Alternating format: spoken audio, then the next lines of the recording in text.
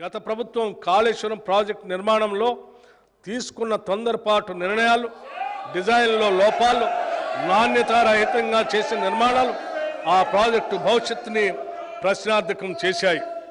ఈ ప్రాజెక్టు గురించి చేసిన ఆర్బాట్ ప్రచారంతో రైతులు దీనిపై ఎన్నో ఆశలు పెట్టుకున్నారు.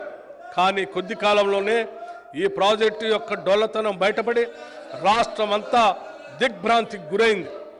ఈ ప్రాజెక్టులో జరిగిన అవకతవకలను గుర్తించి తగిన చర్యలు సూచించేందుకు విచారణ కమిటీని కూడా నియమించాం. ఈ న్యాయ విచారణ కమిటీ ఇచ్చిన నివేదిక ఆధారంగా తదుపరి చర్యలు తీసుకోవడం జరుగుతుంది.